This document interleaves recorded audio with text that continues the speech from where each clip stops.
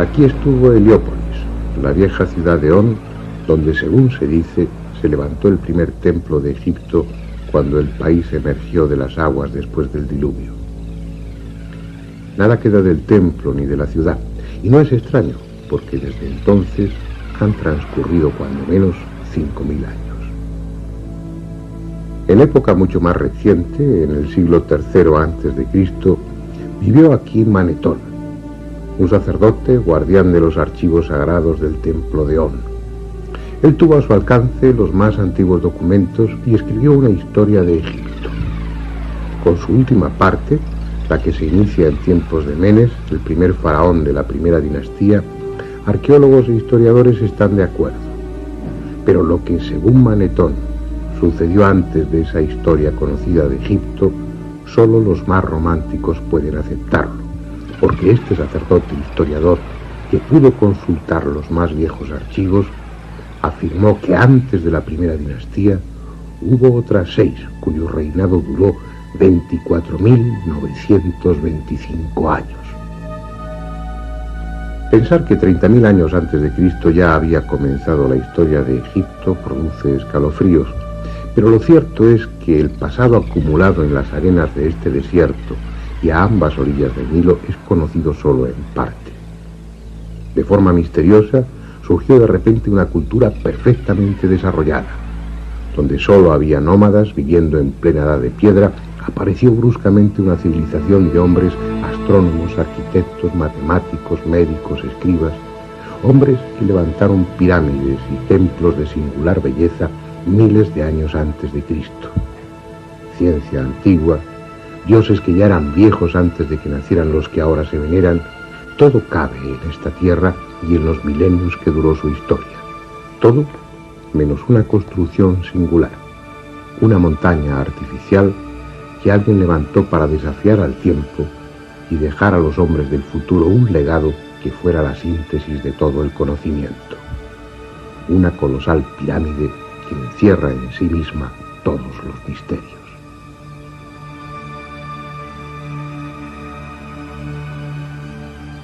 Este es el país de las pirámides. Hay descubiertas más de 100, aunque es posible que otras tantas hayan sido tragadas por los siglos y por la arena. Las que quedan son de los más diversos tamaños y factura, pequeñas y grandes, agudas y chatas, escalonadas y acodadas. Unas son de ladrillo y adobe, otras con la piel de piedra y el corazón de cascotes, otras son solo un recuerdo, un montículo informe o ni siquiera eso. Muy pocas conservan el empaque y la fuerza que en otro tiempo tuvieron, pero entre todas ellas hay una, la más grande, que escapa a cualquier adjetivo y constituye el mayor monumento que el hombre jamás ha levantado. Si es que fue el hombre y no los mismos dioses quienes lo hicieron.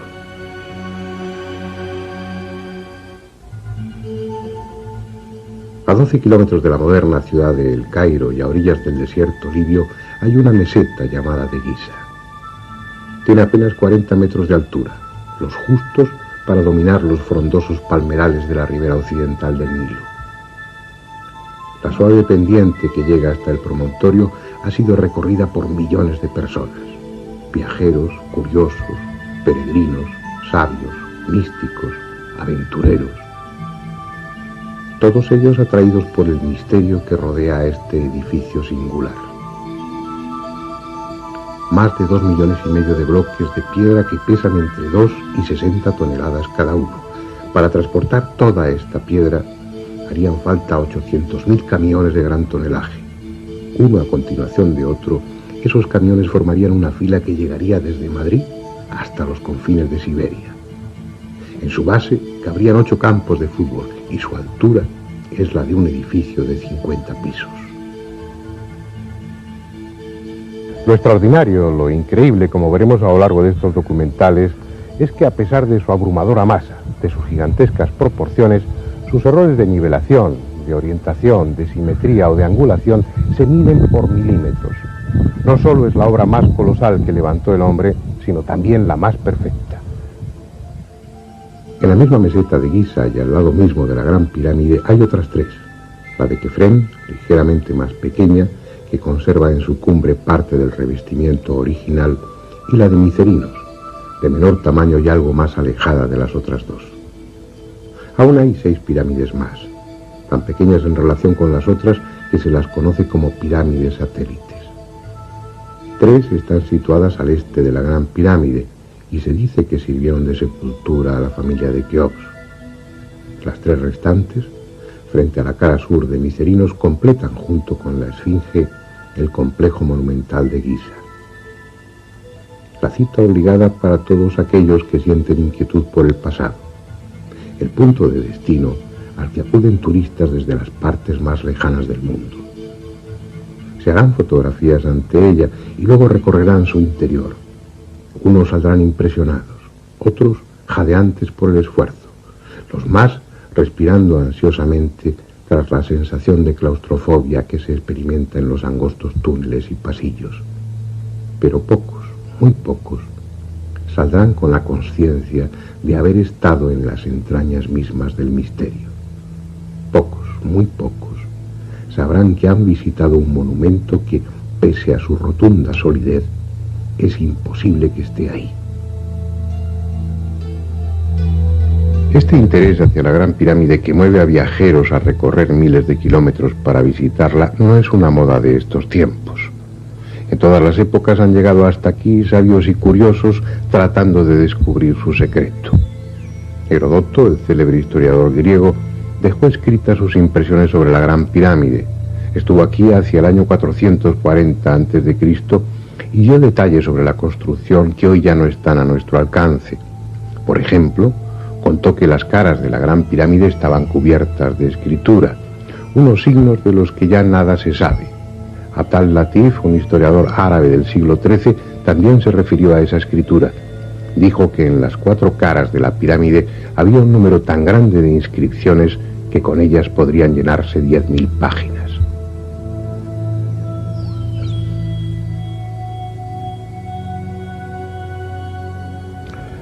Así pues, griegos y árabes vieron algo que nosotros ya no podemos ver: la Gran Pirámide cubierta por su capa de revestimiento. Mírenla ahora de lejos. Sus caras parecen uniformes. Su superficie, más o menos rugosa, parece que estuviera completa. Vista así de cerca, es una montaña de piedras dispuestas en hiladas que forman escalones. Y es porque le faltan los bloques de revestimiento. Solo quedan estos pocos, muy deteriorados, pero fueron 27.000 que cubrían las 4 caras de la pirámide, transformándolas en poco menos que un espejo, de lisas y pulidas que estaban. Debiera ser un espectáculo impresionante contemplarla bajo los rayos del sol, sobre todo si, como dicen, estaba pintada de rojo. Ahora lleva 700 años desnuda. Hacia el siglo XIII hubo grandes terremotos que asolaron el país y echaron por tierra la mayoría de los edificios. Los árabes construyeron una nueva capital, el Cairá, que significa la victoriosa, y para hacerla recurrieron, entre otras fuentes, a la Gran Pirámide. Los 27.000 bloques de revestimiento fueron desmontados y fragmentados para levantar con ellos palacios, puentes o esclusas, como esta, la de Mohamed Ali, y mezquitas, como la que mandó construir el sultán Hassan en el siglo XIV. Con el transcurso de los años, la Gran Pirámide vio desaparecer los 70.000 metros cuadrados de revestimiento que la cubrían. Con esa depredación es seguro que perdió parte de su belleza, pero conserva toda su grandiosidad. Bien, vamos a ocuparnos ahora de la historia conocida de la Gran Pirámide, de los descubrimientos, de las investigaciones, y de paso recorreremos su interior. Esa historia nos va a llevar al siglo IX y a un hombre, el califa Al-Ma'mún, quien, según la tradición, fue el primero que consiguió entrar en la Gran Pirámide. Era aquella una época de esplendor para los árabes, una época en la que tanto como las conquistas militares interesaban las conquistas científicas. Abdullah al-Ma'mún subió al trono en el año 813. Era hijo del célebre califa Harún al-Rashid, protagonista de algunos cuentos recogidos en las Mil y una Noches, y fue, como muchos otros califas, un hábil gobernante y un gran erudito. Fundó universidades, creó bibliotecas y protegió las artes, haciendo de Bagdad, su capital, un centro de cultura y conocimiento. Al-Ma'mún supo de la Gran Pirámide y lo que le contaron excitó su curiosidad. Le hablaron de leyendas que se referían a enormes tesoros, a cámaras ocultas en las que se encerraban todo tipo de objetos, desde mapas de las esferas terrestre y celeste hasta armas construidas con un metal que no se oxidaba, e incluso le mencionaron un cristal que podía ser doblado sin partirse. Así pues, en el año 820, él encargó a un grupo de técnicos que se abrieran paso hasta el interior de la pirámide.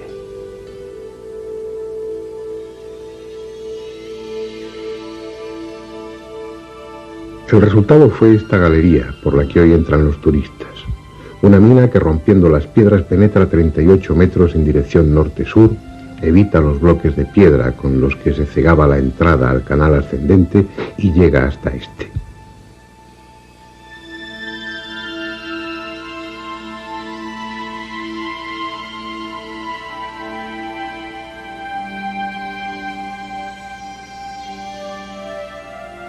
Dicen que los obreros oyeron bajo ellos el ruido producido por una piedra al desprenderse y excavaron un pozo, encontrando así el canal descendente y subiendo por él la auténtica entrada de la pirámide.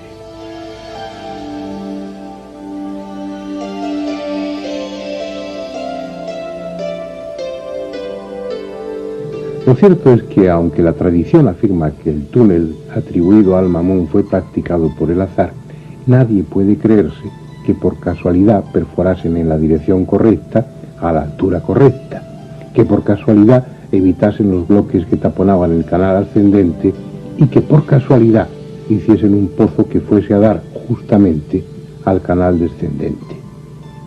Lo más probable es que Al-Ma'mún ya conociese la existencia y disposición de los canales antes de abrir el túnel. Y de hecho hay textos que parecen demostrar que la entrada y el canal descendente eran conocidos de antiguo.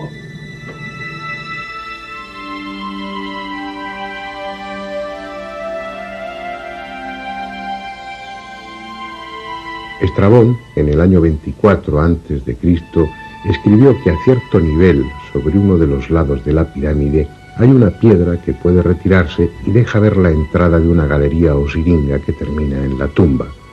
Según Estrabón, el pasaje era angosto y bajo, de menos de 1,20 metros de ancho y de alto.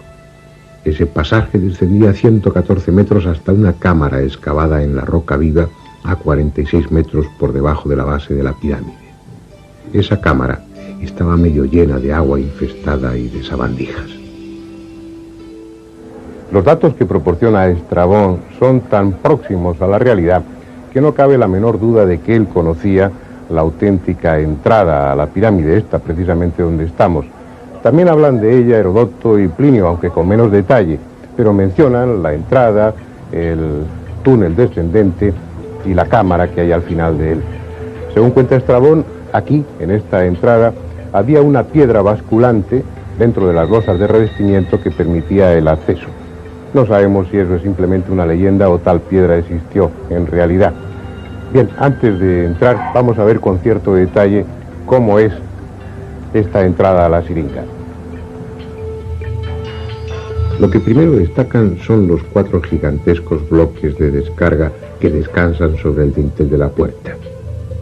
Muchos necios, con pretensión de pasar a la posteridad, han inscrito sus nombres. Pero la más estúpida de todas las inscripciones es la que hay en el bloque superior derecho. Está realizada en jeroglíficos por el egiptólogo alemán Lepsius a mediados del siglo pasado, y en ella se refiere al rey de Prusia, Federico Guillermo IV, ni más ni menos que como rey del Alto y Bajo Egipto. En el triángulo formado por los bloques de descarga y el dintel hay 4 signos grabados. Un tetragrama que nada tiene que ver con la escritura jeroglífica egipcia ni con ninguna otra escritura conocida. No se sabe quién grabó esos signos ni cuándo. Quizás sean la obra de un bromista, o tal vez estén ahí desde el principio y constituyan la clave secreta de la pirámide. Bueno, creo que ha llegado el momento de que penetremos hacia las entrañas de la Gran Pirámide. Pero no lo haremos por el túnel abierto por Al-Mamun, que es el que utilizan habitualmente los visitantes, sino por la entrada original, que es la que estamos describiendo, y que se encuentra a 17 metros de altura.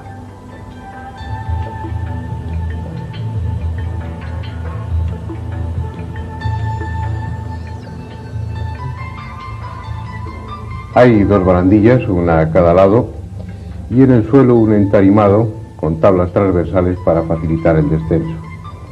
Al objeto de que tengan ustedes claro dónde nos encontramos en cada momento y cuál es el recorrido de los túneles, iremos insertando un esquema con la posición en la que nos hallamos en cada instante. Vamos para allá. El camino ha de hacerse en postura incómoda, porque el pasaje solo mide 1,22 metros de altura por poco más de 1 metro de ancho. A los 30 metros de recorrido ya hemos dejado la pirámide y estamos bajo ella, hundiéndonos cada vez más en el subsuelo.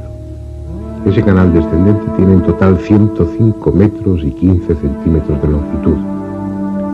Y estamos a más de 30 metros por debajo del nivel de la meseta.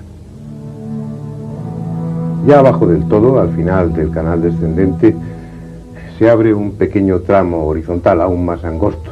Tiene apenas 90 centímetros de anchura por 80 de alto, pero merece la pena internarse por él y recorrer su corto trayecto. Apenas tiene 9 metros, porque al final está la cámara del caos.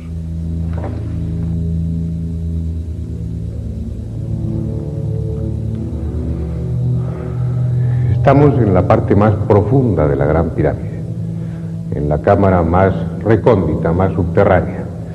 Está labrada en la roca viva y es por tanto una caverna artificial, aunque por su irregularidad, por su aspecto primitivo e inacabado, ha recibido diferentes nombres, entre ellos el de cámara inacabada o cámara del caos. Pero lo mejor será que ustedes y nosotros la veamos con detenimiento. La opinión de los arqueólogos es que se trata sencillamente de una cámara que quedó sin terminar intencionadamente. Aquellos que consiguieran dar con la entrada a la Gran Pirámide solo tendrían un acceso, el canal descendente por el que hemos bajado hace unos minutos.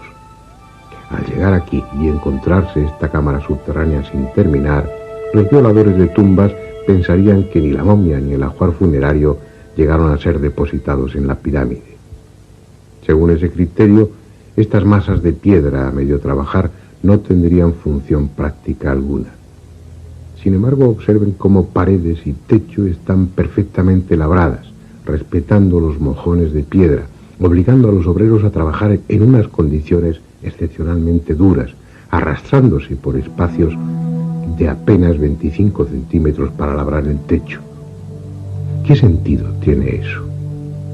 Si lo que se pretendió era dar a la cámara el aspecto de inacabada sin más, ¿por qué no haber reducido la altura de esos bloques informes para trabajar en condiciones normales?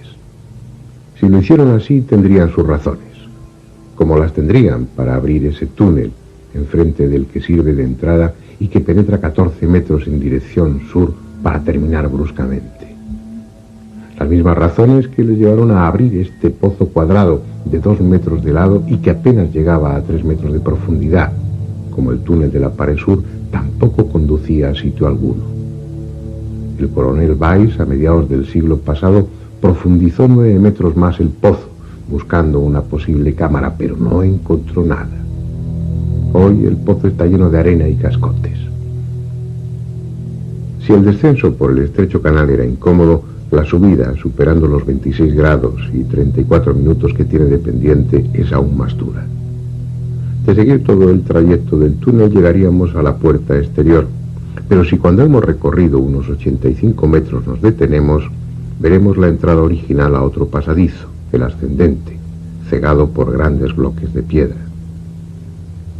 Debajo de este entablado hay 3 escalones en la piedra que se corresponden con la entrada al canal ascendente.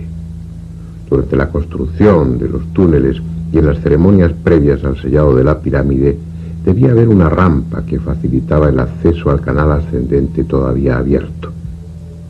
Llegado el momento, La rampa fue retirada y la entrada al canal ascendente cegada con 3 grandes bloques de piedra que se dejaron deslizar desde más arriba. Está claro que por aquí no podemos acceder al canal ascendente.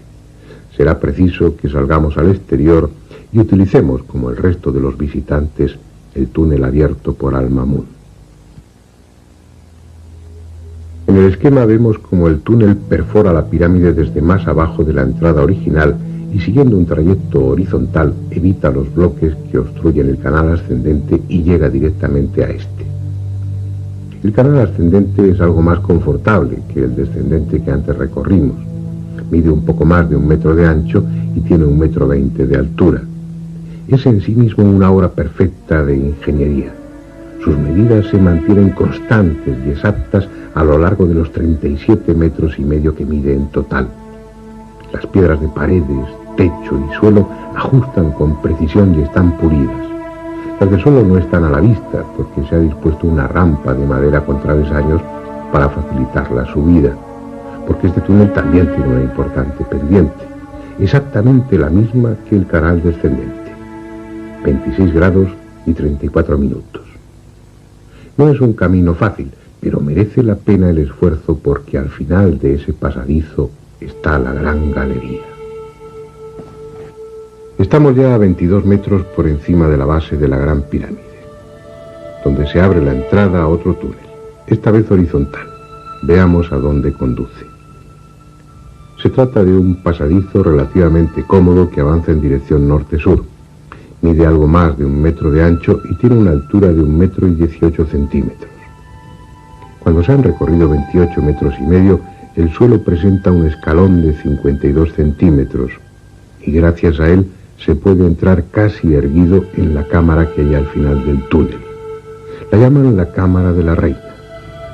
Es una amplia estancia rectangular construida con piedra caliza de Tura. Mide más de 5 metros por cada lado y el techo en forma de caballete alcanza los 6 metros en su parte más alta. Restos de pintura evidencian que esta cámara estuvo pintada originalmente de azul. No está muy clara su función, aunque la idea más extendida es que se trata del serdab, de la cámara secreta de la Gran Pirámide, en la que se conservaba el doble del faraón, una estatua probablemente de basalto con sus facciones, a las que se le había dado vida mediante los ritos isíacos de apertura de ojos y de boca. Esa estatua, ese doble del faraón, probablemente estaba aquí, en este nicho. Si ustedes observan, hay un túnel abierto en el fondo, pero que no corresponde a la obra original. Fue abierto por Weiss y profundiza unos 15 metros sin llegar a sitio alguno. Pero hay otro detalle también importante en este nicho. En la parte de arriba se ve claramente cómo no corresponde con lo que sería el centro lógico de la cámara, sino que está desplazado 60 centímetros. Y eso es con toda seguridad por una razón: para que el nicho y consecuentemente el doble del faraón, la estatua de basalto, quedase justamente en el eje de la Gran Pirámide, como así sucede. También, por delante del nicho, hay una serie de fracturas en la roca que indican que probablemente existió aquí un pequeño altar o una construcción ceremonial, pero todo eso son conjeturas. Los primeros viajeros que entraron en esta cámara dejaron escrito que estaba cubierta de escombros y que si hubo algún mobiliario original de esta cámara estaba totalmente destrozado e irreconocible. Pero hay otros 2 detalles muy interesantes en esta cámara: la existencia de 2 túneles o conductos, uno en la pared norte y otro en la pared sur, que no fueron descubiertos hasta 1872. Y no fueron descubiertos por la sencilla razón de que estaban tapados, de que la piedra continuaba y la pared era perfectamente lisa. No podía adivinarse que detrás de la piedra existían estos 2 conductos. No se trata de canales de ventilación, puesto que estaban intencionadamente cerrados. La suposición es que se trataba de canales psíquicos, por los que el alma del faraón entraba a visitar a su doble, a esa estatua de basalto que antes mencionábamos. En cualquier caso, la realización de estos 2 conductos que suben, se extienden a todo lo largo de la pirámide perpendicularmente a las paredes norte y sur, La realización de estos túneles, insisto, es una demostración del nivel técnico y constructivo de aquellas gentes, puesto que los planos no pudieron modificarse en ningún momento, ya que los canales se fueron haciendo a medida que la construcción iba avanzando. Esa idea de que eran canales para el paso del alma del faraón del Ba es la idea más generalizada. Sin embargo, uno se pregunta, ¿para qué dos canales? ¿Acaso necesitaba uno para entrar y otro para salir? Y aún más, ¿para qué la existencia de los mismos canales?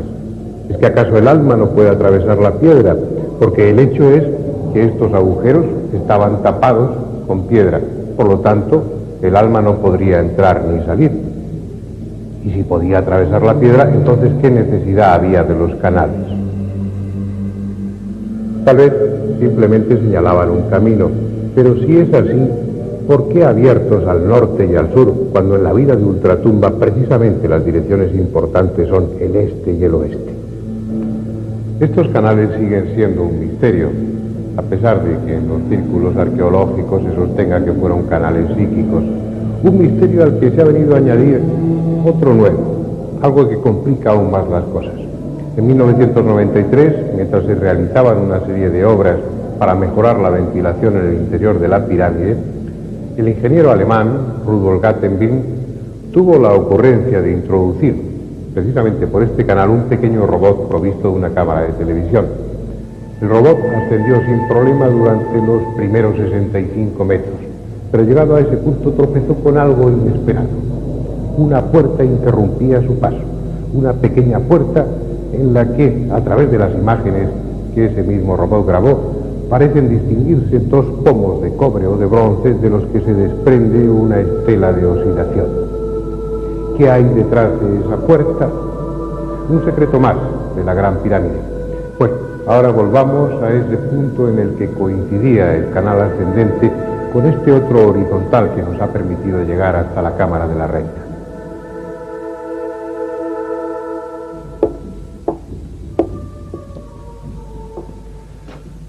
Habíamos llegado antes hasta este punto, subiendo por el canal ascendente. Aquí se inicia la gran galería, pero nos hemos desviado para penetrar por este túnel que nos conducía hasta la Cámara de la Reina. Y lo hemos podido hacer porque ya no existe una supuesta losa que debía unir el canal ascendente con la gran galería. Pero estos 5 nichos en la pared dan a entender claramente que esa losa, que esa cubierta fuera de piedra o de otro material existía, y que este túnel, este pasadizo y esa cámara se conservaban en el más absoluto secreto. Pero ya la hemos visto. Ahora continuamos nuestro ascenso a través de la gran galería. Es algo que impresiona. Mide casi 9 metros de altura y algo más de 46 metros de longitud.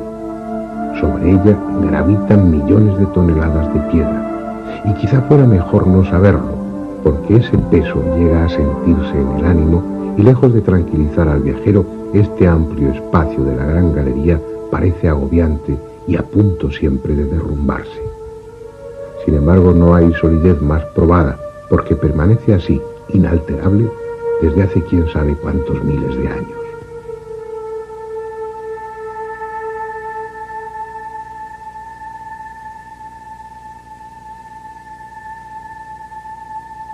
Sus muros, implacablemente paralelos en todo su recorrido, se van cerrando con 7 saledizos, de forma tal que allá arriba el techo, formado por 40 losas imbricadas como tejas, tiene solo 1 metro de anchura, en tanto que en el suelo mide 2 metros, incluyendo en ellos 2 banquetas laterales. Y hay algo en esas banquetas que llama la atención: 28 entalladuras rectangulares situadas en cada una de ellas. ¿Qué son estos huecos? ¿Para qué sirvieron? Posiblemente para contener estatuas. Según dijo el historiador egipcio Manetón, Keops era el 28º rey de Egipto después de Menes, el fundador de la primera dinastía. Así pues, es probable que en estos nichos, en estos agujeros, en estas entalladuras, quedasen sujetas 28 estatuas, las de los 27 antepasados de Keops y la de él mismo, repetidas, emparejadas una frente a otra, de tal manera que esta gran galería habría sido una solemne y fúnebre galería de antepasados del rey Keops. Es una hipótesis que se ve avalada por algunos autores árabes que se refieren a la existencia en tiempos antiguos de estatuas dentro de la Gran Pirámide. En cualquier caso ya no están, han desaparecido. Solo queda la gran galería con su desnudez, que la hace aún más impresionante. Una galería que termina más arriba, en un rellano al que se abre un corto y estrecho pasadizo, el que da acceso a la antecámara o cámara de los rastrillos.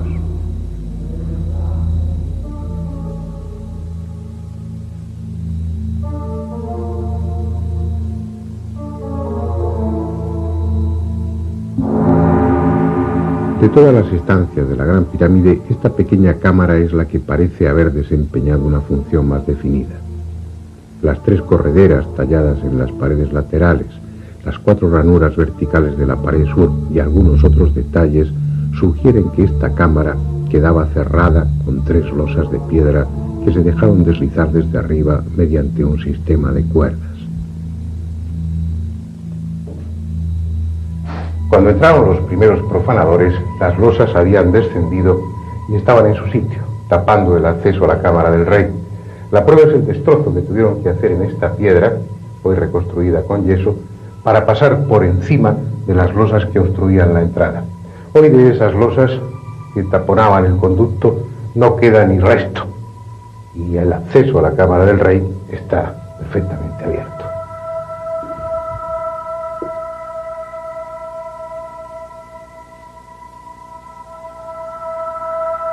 Esta es la más célebre cámara de la Gran Pirámide.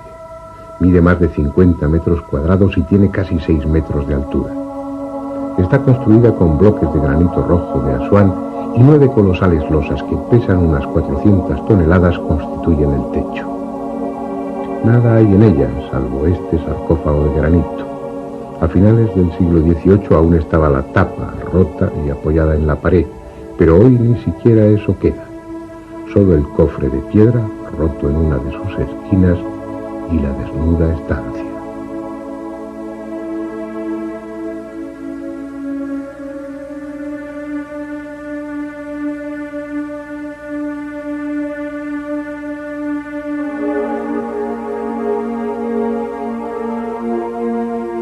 En 2 de las paredes, la norte y la sur, se abren 2 canales de ventilación. A diferencia de los que hay en la mal llamada Cámara de la Reina, estos sí tienen salida al exterior y hoy están dotados de 2 extractores de aire para renovar el ambiente y eliminar la humedad producida por los miles de turistas que la visitan.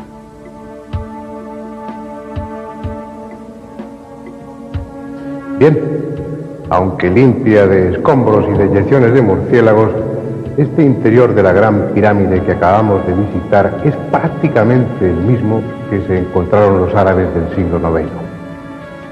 La falta de tesoros alejó a los expoliadores y por su parte la superstición y las alimañas alejaron al resto de los visitantes.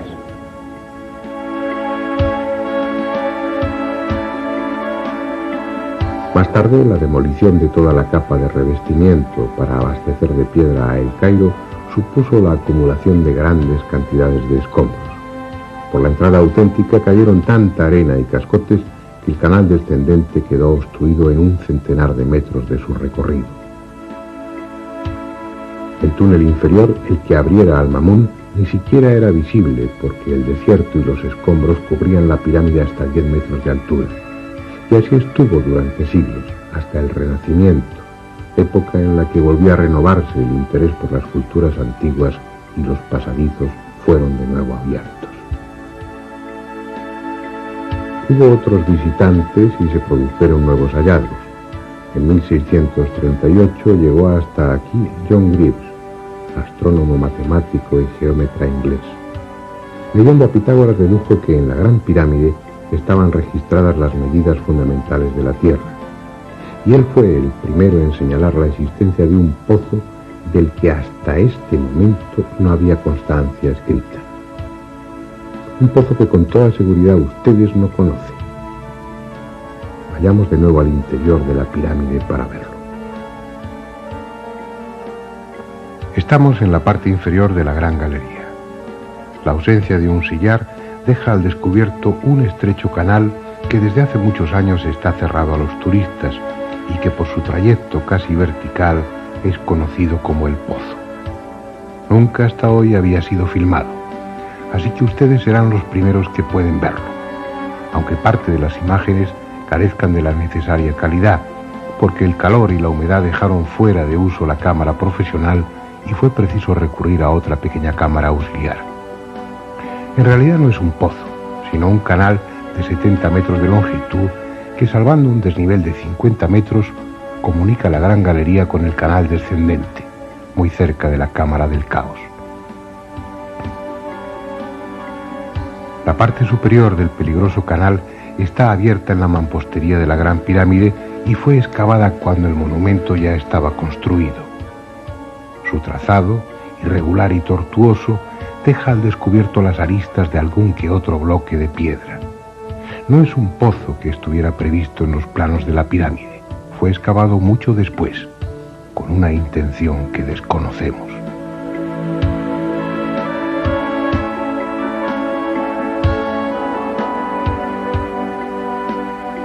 Ahora estamos en la base de la pirámide. Hasta aquí hemos descendido por entre las piedras de la construcción. A partir de este punto, la galería está excavada en la meseta.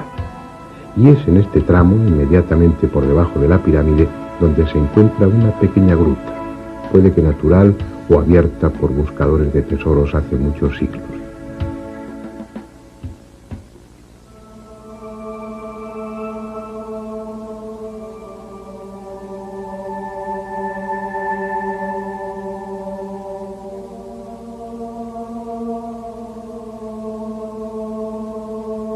Otro detalle importante es la obra de mampostería, que indica que esta parte fue hecha en la época de la construcción de la pirámide. Probablemente este recubrimiento del pozo fue para impedir derrumbamientos, porque se corresponde con una zona de terreno poco firme, de argamasa y piedras casi sueltas. Más abajo ya no hay necesidad de muro alguno, porque el pozo se abre paso en la roca firme. Unos huecos en las paredes permiten apoyar apenas las puntas de los pies. El aire está enrarecido y el sudor termina por formar una compacta capa con el polvo y la arena desprendidos. No es un lugar agradable para pasear, pero nos hemos propuesto recorrer todos y cada uno de los huecos que hay en el interior de la Gran Pirámide. Por fin, el pasaje desemboca en la Siringa, en el canal descendente. La misión de este último trozo del pozo descendente, que desemboca precisamente aquí, parece clara, y era la de facilitar el descenso de los obreros desde la superficie para que así no se encontraran con los otros que iban trasladando escombros de canal descendente arriba. Después, en una fase posterior de la construcción de la Gran Pirámide, cuando se colocaron las primeras hiladas de piedra, ya de una forma inevitable quedó cerrado el pozo por su parte superior. ¿Quién perforó desde arriba, uniendo la Gran Galería con este antiguo pozo? ¿Para qué y cuándo? Son cuestiones no resueltas. En otro momento nos permitiremos especular sobre ello. Ahora es preciso que terminemos nuestro recorrido visitando otras cámaras a las que los turistas no tienen acceso, justo encima de la Cámara del Rey.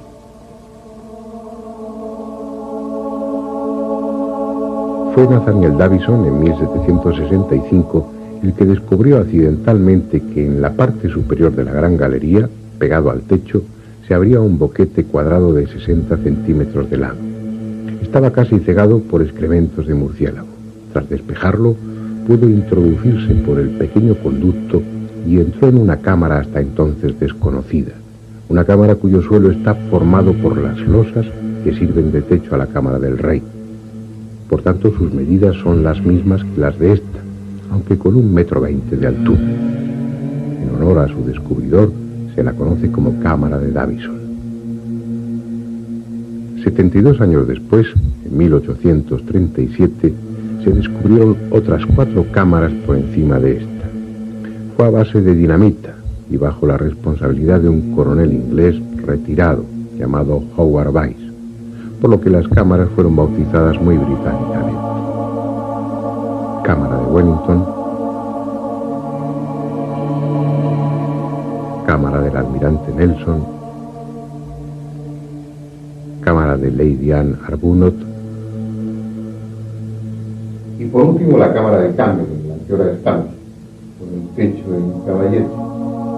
Todas las enormes losas que forman las cámaras de descarga están curvadas sobre la estructura general de la pirámide. La misión de estas 5 cámaras, que ustedes ven por primera vez en televisión, es la primera vez que entran unas cámaras de televisión para grabar su interior.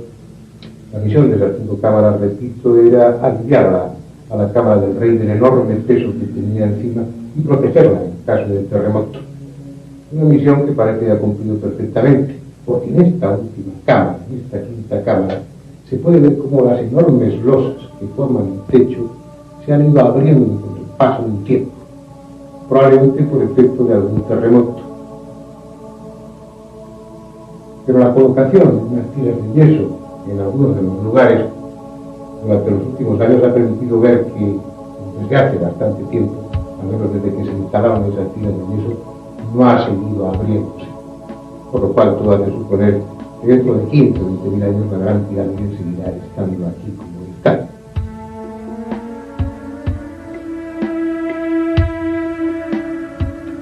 Hay en esta 5ª cámara de descarga, la última, un elemento clave en la historia de la Gran Pirámide. Este cartucho, esta inscripción en la que, según algunos, está recogido el nombre de Keops.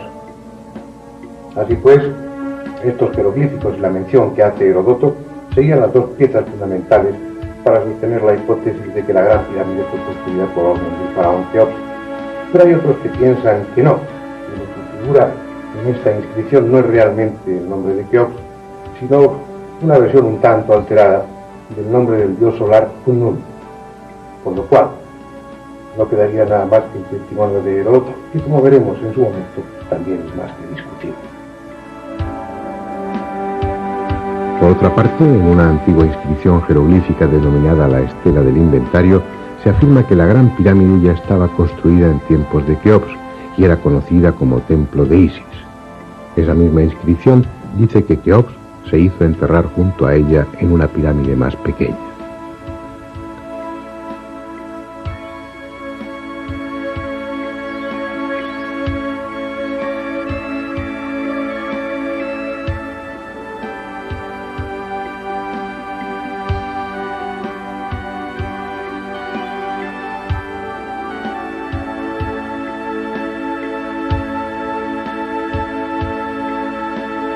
No es un tema resuelto. En otros capítulos intentaremos saber más sobre el origen de la Gran Pirámide, la técnica asombrosa que se utilizó en su construcción y las posibles funciones a las que estuvo destinada. Ahora se trataba de un recorrido por su interior, y ese recorrido termina aquí, en el más profundo de sus rincones y junto al más profundo de sus misterios, el que se refiere a la identidad de su constructor.